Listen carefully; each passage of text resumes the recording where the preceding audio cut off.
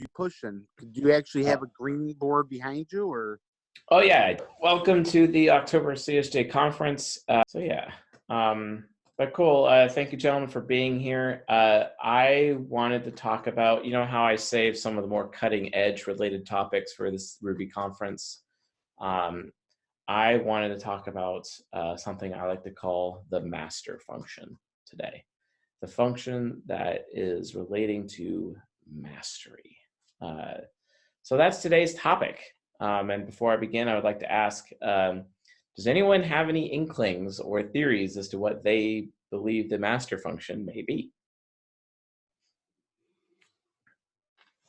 I'm going to venture a guess, Chase, and say is it the inferior function? Nope, that's the aspirational, but that's a good guess, but similar into that vein. The ego, right? The master, or all four of them? Wait, are you talking just about one function or all four? It's one function. This is one specific function. It is known as the master function. Well, that would be like the ego, right? The driver, the ego? No. It's No? the master function. Its purpose is to, and I'll write the purpose right here on the board. The purpose is to allow someone to reach mastery, basically.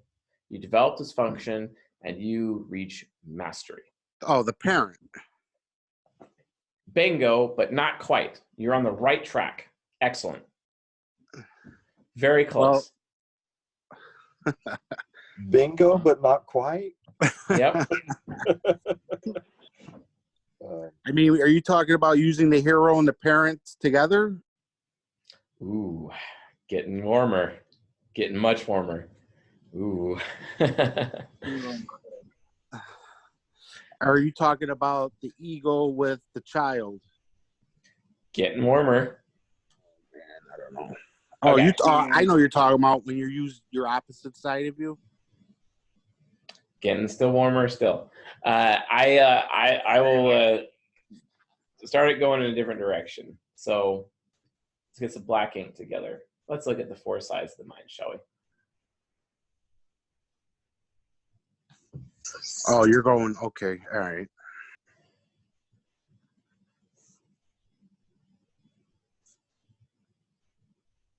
All right, so four sides of the mind, okay. And then obviously, in order to develop things, we want to have a responsible parent, you know. And then we also have the critic as well. And then over here, gosh,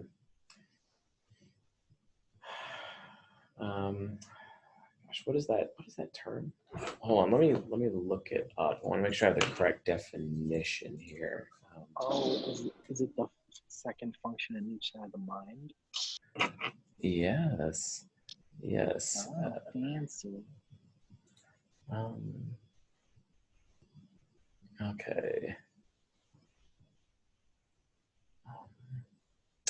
I don't want to use this term. I really don't want to use this term because it's not appropriate. It's similar, but it's not the same. But I'll put it in here. I don't want to do this, but I can't find a better term. TI parents just like, no. Oedipal, which is a Freudian term, basically. It's when the child reaches maturity, basically within the subconscious. But like, according to Freud, it has a very sexual nature about it, which it can technically, because Freud is technically correct about that, because most people have sex with their subconscious, actually. Most people do, primarily, and the most sexual activity takes place within the subconscious, the majority of the time. I would say probably 60-40 to 70-30 in favor of the subconscious, sexually speaking. But I'm not using Oedipal as a term for like sexuality. I'm just not in that regard. But the function, specifically is known as this one right here. This is the master function, which is basically the parent of the superego, the parent function of the superego, and a superego in its angelic form. Okay? Right? Now, I know that I've released a lot of the basics of Jungian analytical psychology, through our content, on the YouTube channel. And I'm now getting into more of the intermediate stuff, at least in the rubric conferences. But this is kind of an advanced concept. So let's actually look at the chain of custody as to how these functions develop and manifest over time, right? So over here, you have, so you have the hero, right? And then you have the parent, and then you have the child, right? But then you have the inferior, right? But then you have the ally, right? Well, the child has the adult, right? The parent becomes like the grandparent, right? Okay. And then the hero becomes the savior, right? So are you saying that an ENFJ and a ENTJ would use their adult for fun in a sexual way? They can. But look at it this way. You know how people are trying to like rediscover their past as a child? You know what I mean? Like to relive their youth. It's like this form of vicariousness. They live through their children vicariously, or some people are trying to rediscover their youth because of all the pain in their youth or all the things that they never got to do as a child, that form of nostalgia. It kind of comes from that, where their child function didn't receive any gratification as a child, so they have to do it in adulthood instead. Right. It's the same kind of concept. You mean like a kid at heart? Exactly. Kid at heart kind of a thing. Or it's like an adult who's never got to go to Disneyland as a child goes to Disneyland by themselves later in life, right? So we have also... that would be like more like an ESTJ and an ESFJ, right? The extrovert intuition would kind of use that as more of a novelty. No, they'd use expert intuition more responsibly within their subconscious. It would actually be more correct about its prognostications. It would become more responsible over time. It's an increase in responsibility. Right. So aspirational, okay. And then you have like the critic, which ends up developing into a wisdom kind of approach. Then you have the trickster, also known as the unaware function, something that lacks mastery entirely, but it becomes the master, right? We have the demon, it becomes the angel, okay? Or, so does that kind of make sense? How each of the cognitive functions have like this developmental phase over time as they're developing into the other sides of their mind, basically. When I'm sorry, go ahead. Go ahead, Jay. No, I was just saying, yeah, I see what the direction you're going, Chase, with that. I will state though that my TE critic is unhappy with all the different terms right here, because if you look at like grandparent for parent, because of their relationships together here, the critic function is actually technically like a grandparent function, but then the parent function itself almost becomes a grandparent when the child reaches adulthood as well. So like our cognitive functions are playing out all of these different roles. So what I'm saying is that these terms here are still kind of being relatively defined in a better matrix that would make a little bit more sense.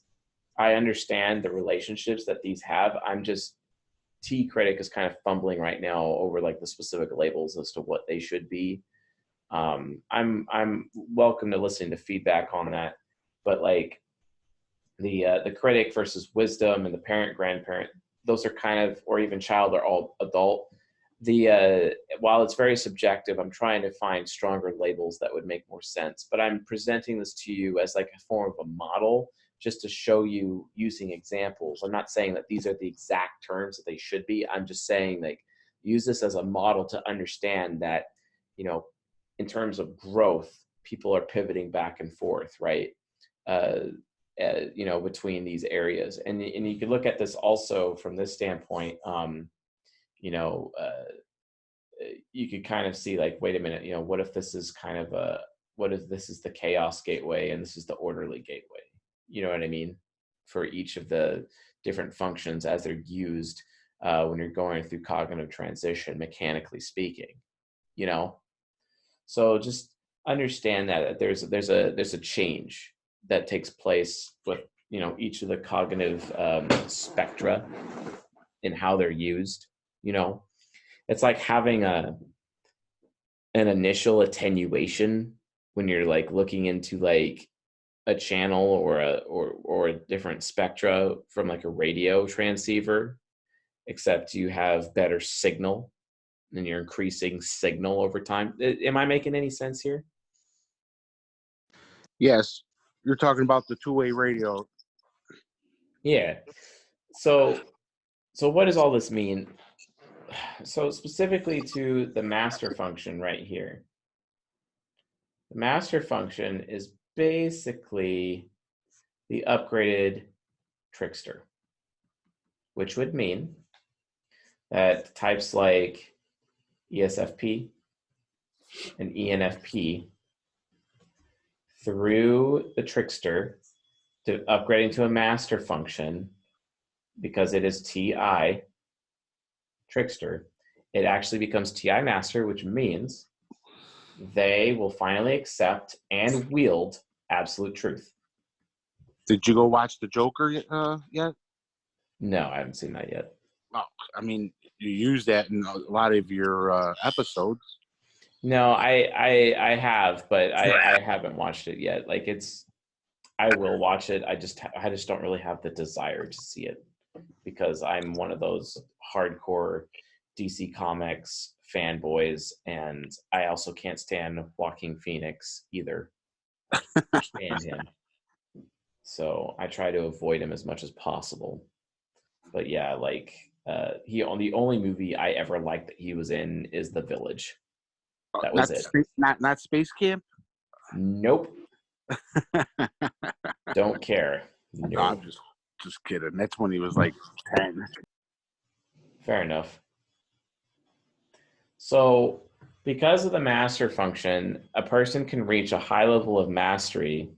Because if you look at cognitive emulation, you could use the hero, the parent, the child, the inferior, the villain, the critic, and when all of their powers combine, I am Captain Planet, right? You know what I'm saying? Like, and when all their powers combine, they actually can start using their trickster function. It takes a lot of effort. It takes a lot of mental energy. It takes everything. But then they can actually understand the absolute truth. This is where an ENTP like myself with FI Trickster, I can wield the absolute good. So I start out life thinking that there's absolute truth and living my life by absolute truth as much as I can. But then over time, as I develop myself over time, and I start developing my superego, and it gets away from being more of a demon and more of an angelic force, as a result of finding the humility afforded to me by my subconscious, a sense of personal responsibility afforded to me through my ego, and wisdom through my unconscious, I basically am able to then achieve mastery, right? Mastery, the final result of that angelic force, right? And this is basically how it happens. We're trying to so many times in our life, because if you like midlife crisis, right? If you don't develop your subconscious, you will have midlife crisis. That's what midlife crisis is caused by. It's caused by your inferior function being underdeveloped, right? And you're going to reach midlife crisis to do that. But and to reach the crisis, you have an identity crisis, though, if you can't develop that level of enlightenment or integration necessary to start taking over your superego and developing it. That's why it takes a long time. People can develop their personal responsibility within their ego. Sometimes a person develops wisdom in their unconscious, but they have no concept of personal responsibility. How many times have we seen that happen? It happens all the time, actually. Look at it this way. I want to show you guys something else. This is where nurture and nature collide. Okay, look at this. What's all about having personal responsibility? Let's look at this in a male person. Oh, look, we have king. Oh, look, we have warrior, magician, lover. Think about that. If you are able to reach high level of mastery such that you've gained all the understanding that you would necessarily need, if you really understand people, right? I'm going to bring up a meme. I'm going to share it on my screen here.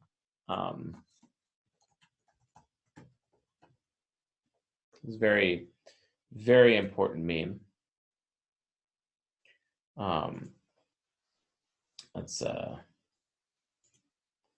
Let me bring up this image here. There you go. Here it is. You know too much psychology when you can't get mad because you understand everyone's reasons for doing everything. Let me adjust this meme slightly. Let me adjust it. You know too much psychology when you can't get mad because you understand everyone's reasons for doing everything, such that because you understand everyone's reasons for doing everything, you can actually forgive them. And because you've forgiven everybody, you can love them. Right? Let's go further. Let me bring up another meme. Let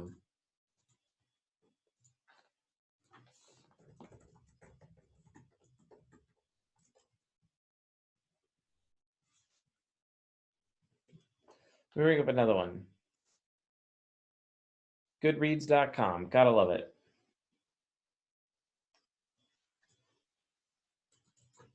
Here it is. Quote, "In the moment when I truly understand my enemy, understand him well enough to defeat him, and then in that very moment, I also love him.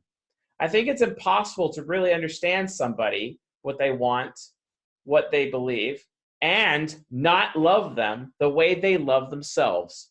And then in that very moment when I love them, I destroy them." It sounds like an ISFJ. It is. It's ISFJ subconscious, actually, because this is an ENTP speaking this. The aspirational ISFJ subconscious. And you're wicked. Because that's what Vito Corleone did in The Godfather. He was an ISFJ. Michael, I'm sorry. All right, fair enough. Although I've never seen The Godfather. So let's look at it this way.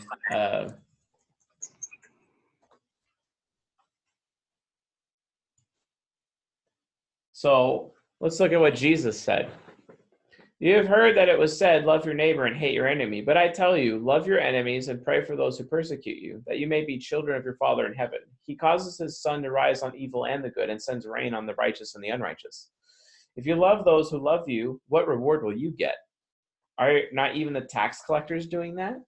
And if you greet only your own people, what are you doing more than others? Do not even pagans do that? Be perfect, therefore, as your heavenly Father is perfect." So love your enemies. Why? Why do this? Why bother? Well, it's because without love, right, without love, we find ourselves in a situation where we cannot, we find ourselves in a situation where, you know, like here's a lesson that I learned. I feel guilty all the time because of Effie child. It gets in the way of me growing and making decisions, right? Which is a serious problem. It gets in the way. I have a hard time, you know, dealing with my guilt in my life.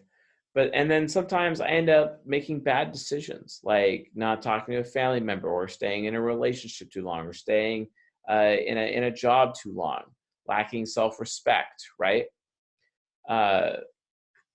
Which can be a problem. But Effie child, if I have the thought in my mind, it's like, well, wait a minute, nobody is innocent. Literally nobody is innocent. So then I could feel better about myself and not be so guilty, because it's like, at the end of the day, everyone's going to be judged anyway.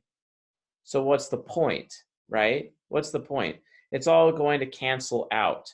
Everything is going to cancel out. So why bother trying to be perfect?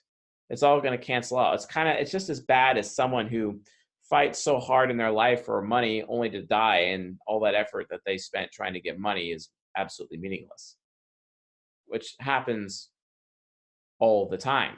Like, why? Why would you bother, right? So based on that, you know, mastery and reaching the master function and developing the master function, that's what you need to basically earn love. The archetype itself of the lover archetype is really something that comes out of, to have absolute love only comes as a result of having full mastery of oneself. You can only achieve that through mastery of oneself, all four sides of the mind. Because like we know, for example, you know, we can't, until we get to a point where, you know, until we have the responsibility extracted from the ego, or the humility extracted from the subconscious, or the wisdom extracted from the unconscious, it's at that point that the demon is actually willing to, you know, allow it itself to be integrated into the rest of the mind. Because the ego, the superego, is competing with the ego. Excuse me, I said the ego. I meant the superego. Because the superego has this problem where you're irresponsible, ego. I don't trust you. I'm very powerful. You want my power? Sure, I'll give you your power. I'll give you my power, but for a price, right? Or it's like, okay, yeah, you're responsible now, but you're arrogant. You got personal responsibility. You got king archetype. That's nice, but you're arrogant. Oh, you got queen archetype? That's nice, but you're arrogant. So I'm not going to lend you my power, not for a price. Then the deal with the devil comes. Same thing with, oh, you're responsible, you're humble, you're so unwise though. I guess what's going to happen if I give you, you know, my power? Everything's just going to explode because there's a lack of containment. I have a question. Sure.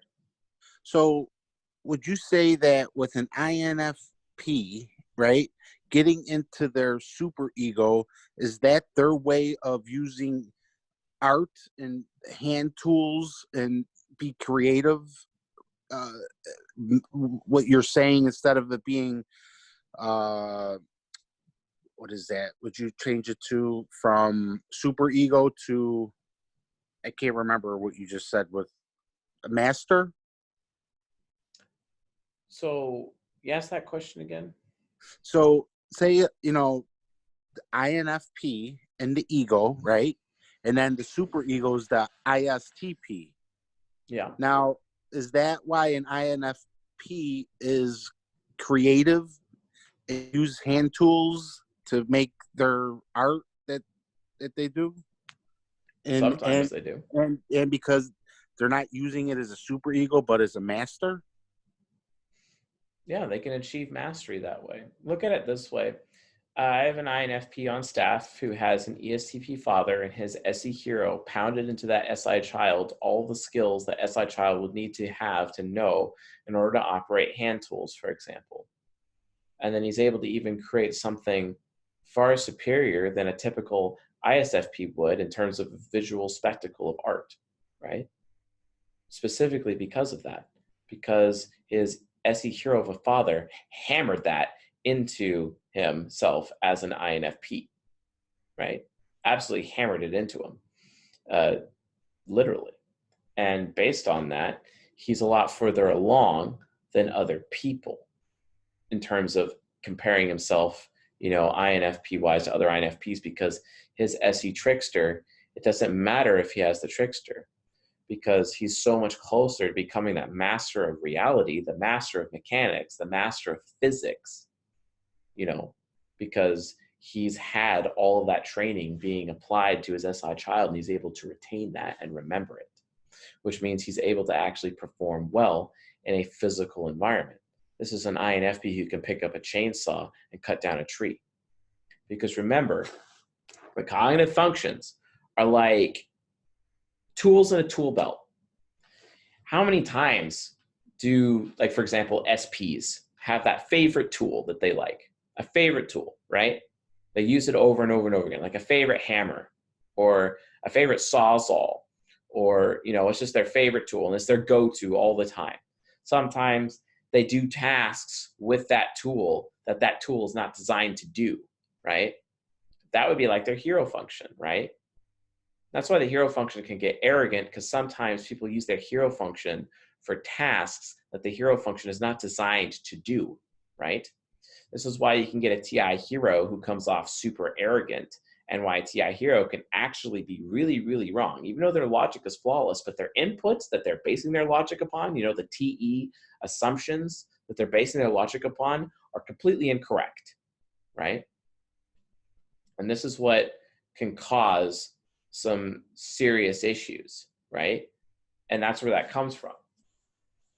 So when you're looking at the four sides of the mind, in order to gain mastery, to develop the master function, which is basically your trickster function becoming the parent function of the superego as it turns angelic, where you can, as an ESFP, ENFP, wield absolute truth, absolute objectivity. It's also, if we think about it, the master function has such a connection of divinity, because it's able to pipe all of the divinity. Look at here, right? The master function is able to take all of its divinity through the trickster all the way to the child. Because remember, it's the divine child that has this divinity.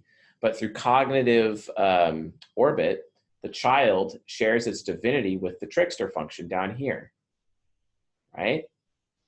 There's shared divinity there. But then that divinity is transferred to the master function when the trickster becomes the parent function of the superego in its angelic form, right? Okay, so when that happens, it has a form of divinity to it, which means they have absolute mastery over that particular situation, doing the absolute good. So then when the ego goes, so let's say the ego's an ISTP, let's reverse it, and they go into their master as a INFP, would the ego become informative because they're in their master? No. They have the option to become informative and direct simultaneously. It's not like just some kind of switch. It's not a switch. It's more of being able to use everything simultaneously. Or if they want, they could take that form, the entire form of that side of their mind, and solidify themselves momentarily for a specific amount of time. Or they can bleed into all sides of the mind simultaneously and use all the tools simultaneously. Maybe less effective in that moment, but they have full access to everything, right? Think about it this way. You have, let's say, water, right? You pour water into, let's say it's like a sheet of wood, right? It's a wooden board with little nooks and crannies and pathways carved into the board. And if you pour water into it, and you open all the gates on it, the water flattens itself out and is flat across this entire wooden board. But if you close some of those pathways, The water is actually much higher and more deeper in that area. So if you look four sides of the mine on this wooden board and there's crevices with which the water can flow on it, if you lock the water's ability like an irrigation gate to prevent the water to leave, it will be really deep. But if you open those gates, the water level will go low and start going higher until it's all balanced out. You see what I'm saying? That's how cognitive functions work. Your soul, basically, or the energy of your soul, or the chakras, or whatever that energy is basically able to interface with your mind based on which gateways are open and which ones are closed. And they can go through those gateways in different ways, right? What happens when you go to a smaller gateway? Water pressure, if it goes through a smaller opening, it is very precise. The pressure is huge, and it's like a laser. It could be like a water laser going through it. What happens when the gate is wide? It's very chaotic, and it just flows through it, right? Our souls act like a similar substance like water. The energy, the essence of our souls is like water, right? And it's just going through this system, a construct, this interface that we call a brain or a central nervous system, basically. It's going through that energy, that spark of life is going through it. And it could be focused or unfocused. If it's unfocused, you have chaotic transition. If it's focused, you have an orderly transition because it's more controlled, it's more patient. Does that make sense? And the ego, personal responsibility, humility, wisdom, like, I'm sorry, folks, I'm literally telling you that our brains, our souls, we are machines. Like, I'm sorry, we're machines. We just haven't figured that out yet. And this is the machinery behind how our souls works. Remember, the water, if it's spread across the surface area, it's lower. But if it's concentrated in one area, it's deeper, right? This is how it works with dams, and lakes, and inhibiting the ability for, the water to move in those directions. That's literally what happens, right? It's exactly what happens. So, and it's no different. But in order to reach mastery and turn our unaware function, where we're completely unaware of this thing, we become the most aware of this thing. So when you have someone who has TI trickster, they can become the most aware of absolute truth, even though, hypocritically speaking, their entire lives, they claim that absolute truth doesn't even exist.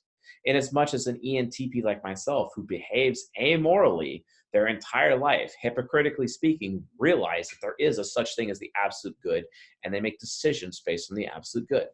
This was an example of this was in Avengers Endgame, when Tony Stark sacrificed his life for all of reality. For the sake of his SE demon reality, he sacrificed his life and realized he took the final act of the absolute good and sacrificed himself through his FI trickster, becoming FI mastery, using the Infinity Gauntlet to save all of reality instantly, and killed himself in the process, right?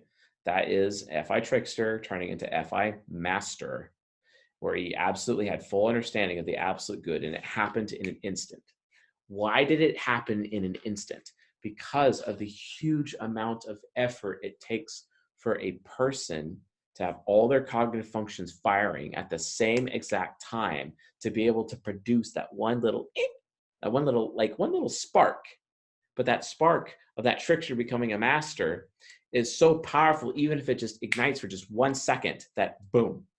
It's like an atom being split. And what is the reaction? It creates a chain reaction that just, right? It's the same kind of concept, the master function. So the master doesn't have to be firing off all the time, but when it does, it's so powerful, it's reality changing. Is that when you come up with your clever comments and can get away with it? I don't know. It depends who you ask. Some people just say I'm a dick.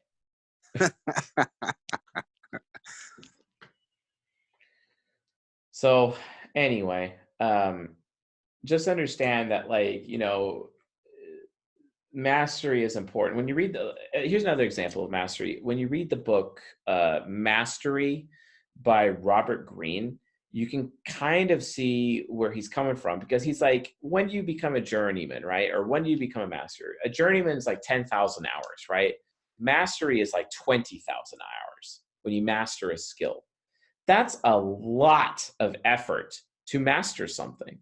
Just like it's an INTJ's like trying to an INTJ's purpose to achieve mastery of ethics, right? A mastery of ethics. They spend their whole life being unaware of ethical behavior and social rules and social norms, such that the INTJ can become the ultimate socialite and create an ethical ability where there's no higher level of charity, for example, for the sake of those ethics. This is why ENFPs are the pedagogue type to the INTJ as their teacher, because the ENFP can teach the INTJ how to become charitable, because the FE trickster learns from the FE critic and takes the wisdom from the FE critic to help develop. This is why human beings need to have relationships with each other. This is why when INTJs, for example, shut themselves out, and ISTJs have this problem and prevent themselves from having relationships with each other, even though I did go on record recently to state that it's actually, INTJs should be allowed to be hermits if they want to and shouldn't be judged for it, which is absolutely true. But if they hermit too much and their life is out of balance, well, then they're not going to have as many relationships with people, which would inhibit their ability to develop their superego and reach that high level of mastery. Because remember, the humility within the subconscious, a person gains they gain humility through developing their child function and causing it to become the parent function of the subconscious. And I know I'm using the term Oedipal in subconscious for this model, which is incorrect. It's very inaccurate, and I apologize. I need to get a better term there. It's the best I could come up with on short notice with this. But the actual parent function in the ego is where someone learns personal responsibility, but the critic function within the unconscious is where someone learns wisdom, right? It's all about wisdom. And that's just kind of where it comes from, but you can't even begin to reach mastery within your superego without exploding the world in the process until you've gained humility and the responsibility and wisdom to do so. Okay, now back to the 4 archetypes: king, warrior, magician, lover. Do you guys see how personal responsibility in a man gives them the ability to produce more than they consume? That's king. Or warrior, with their subconscious, a powerful warrior versus like someone who's just being a hero, for example, right? And I'd actually probably want to adjust, savior's not accurate. Savior is more kind of like an angelic thing. I'd actually want to switch this to hero versus warrior, actually. So because the difference within the warrior archetype is basically a humble hero. That's what the warrior is. It's a humble hero, because the warrior just does their duty. I'm going to save the town because I have the power to do so, and it's my duty, and I'm doing my duty. And I shouldn't be about all of the glory and the self-aggrandizement. Oh, look at me. I slayed the dragon. Give me all your booze and all your women to reward me for this. Heroes are always going out for the reward.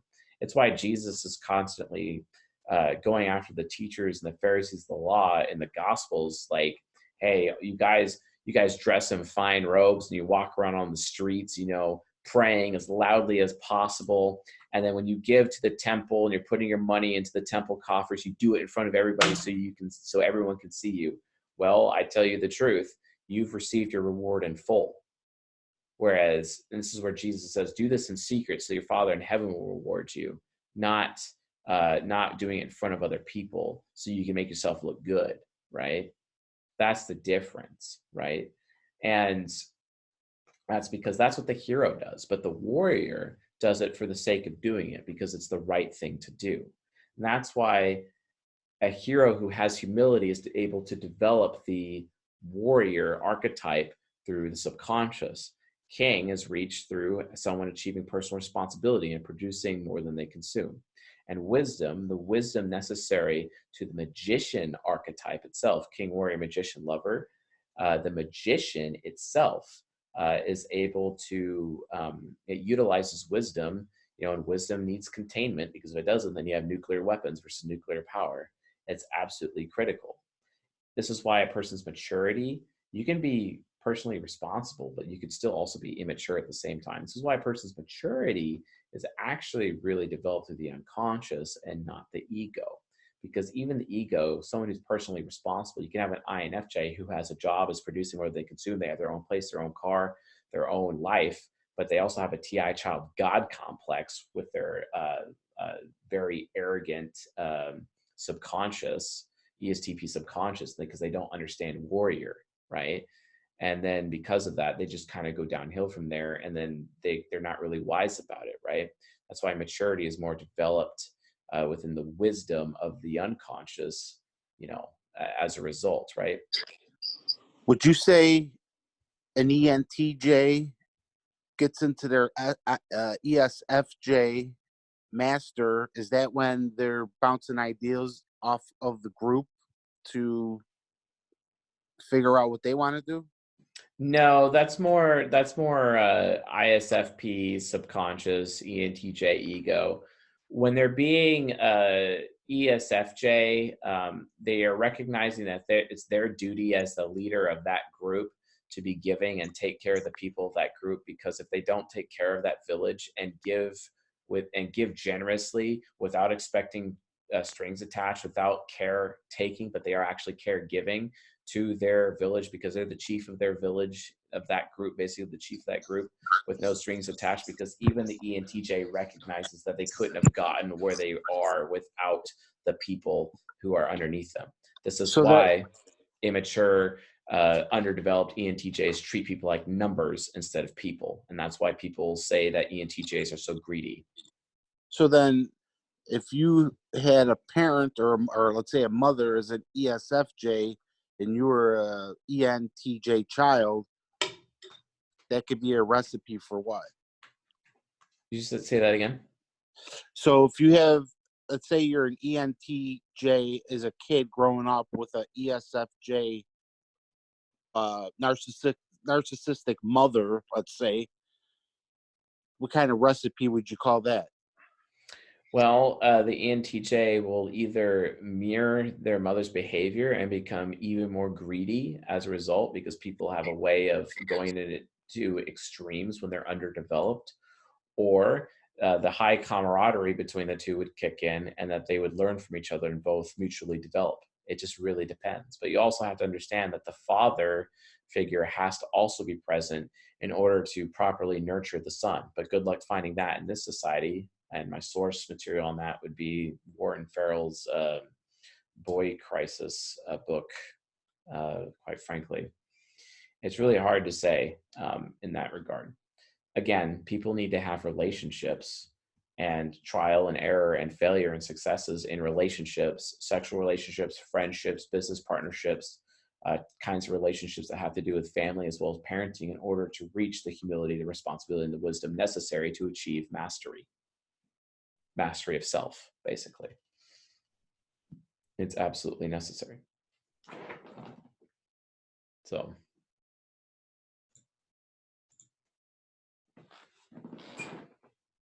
okay.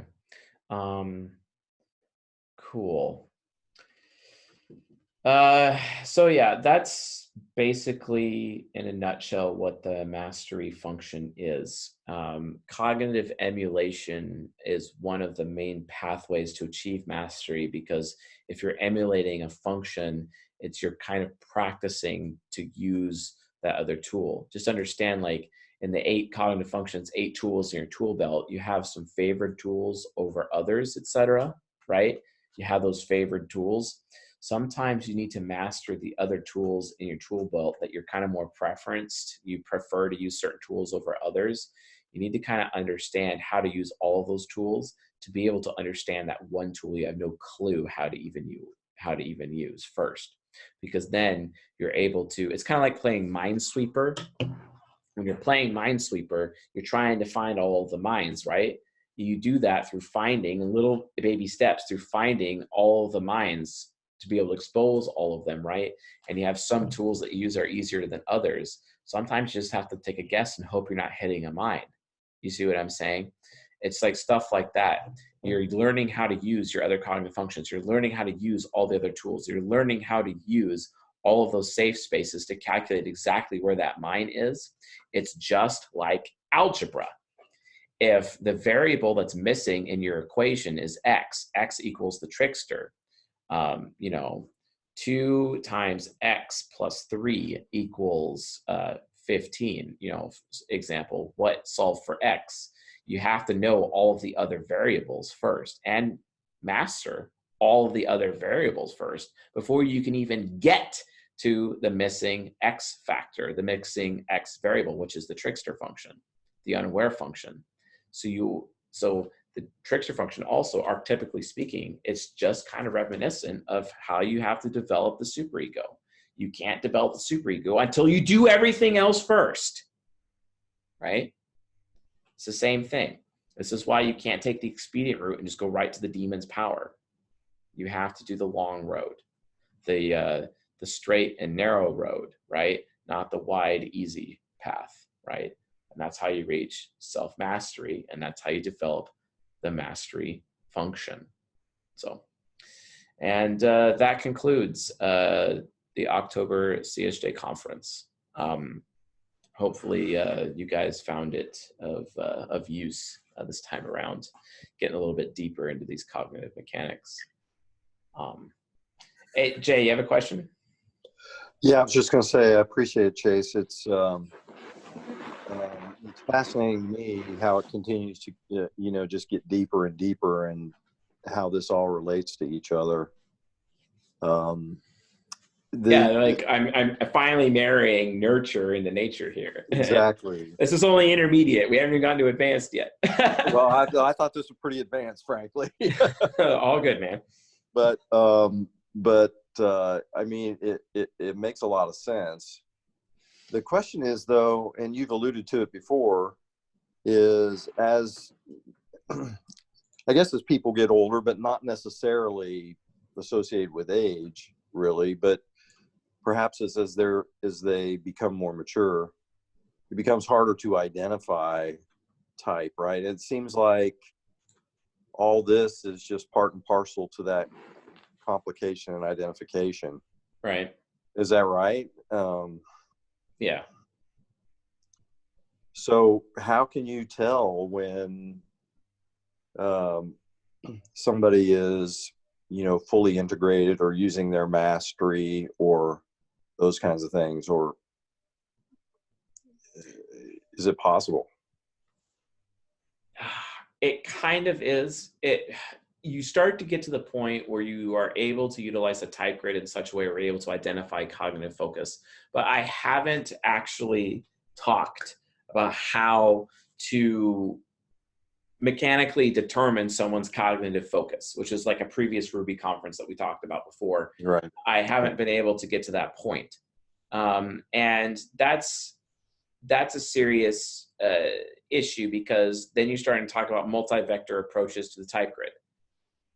There is 8 total vectors to the type grid that I currently have, except in doing research recently, we just found another one.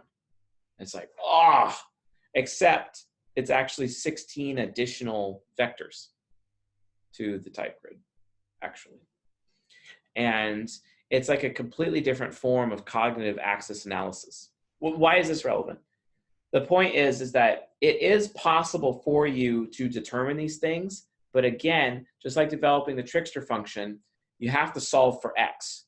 It literally becomes an algebraic equation. Actually, if you want to go further, it's a calculus-based equation at that point. This stuff is going to get so well defined, you could actually take an abacus out and calculate for someone's soul and assess them appropriately. It is actually possible.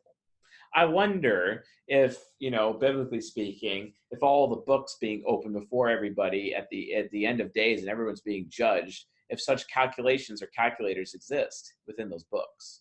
You know what I'm saying? Yeah, that'd be really scary, because then we'd actually really be able to see exactly where everyone's development is. And this goes back all the way to Egyptian lore. If we go to ancient Egypt, for example, when you're looking at how, like, does your heart weigh like a feather? You see what I'm saying?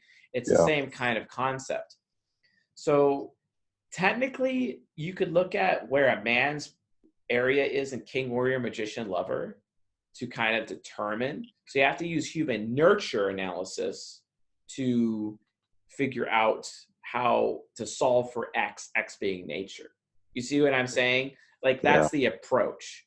Now, how to actually do that, I have a theory, but I don't know the actual practical application. Now, that's not to say, like, because the software that we're developing right now, we will be able to get to that point, but it may happen. I might be dead before that's done. I just know it'll happen inevitably, right? Like I said, guys, this is how sentient AI is created. We have to understand these concepts. These are prerequisites to get to sentient AI. So, like even Revelation chapter 9, the prophecy of the image that the beast creates, et cetera, which is basically artificial intelligence, that prophecy can't come true until all of this, until humanity masters this stuff, this science, basically, to be able to develop the sentient AI. That's exactly what it is, because sentient AI inevitably will be developed based off of this research. Yep. So to get to that point, what do we do? And again, I know I talk a lot about biblical concepts and the like. It's just my extroverted intuition can lock on to the similarities big time. Everyone's like, oh, you just have such a biblical focus. I'm like, well, I use a lot of occultic stuff, a lot of New Age stuff, and some Islam-related things, but not so much. I have a really hard time utilizing Islamic metaphors and symbology to explain my things, because a lot of them symbols I just either don't understand or I don't see how they link together. It'd be easier for me to take a more Taoist approach, quite frankly, in almost every way. So, but yeah.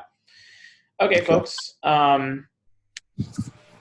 That's basically about it. That's all I have. That's some good questions. And I'm going to try to make this a little bit better for when this comes out in the future. But yeah, that's the master function, folks. And the purpose of the angelic sleeper ego is ultimately mastery of self, total mastery of self.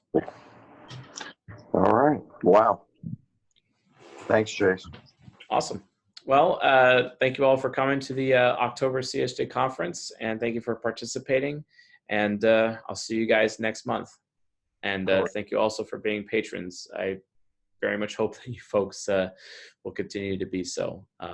Otherwise, you folks have a good night, and I'll see you guys next time. All right. You too. Bye. Later.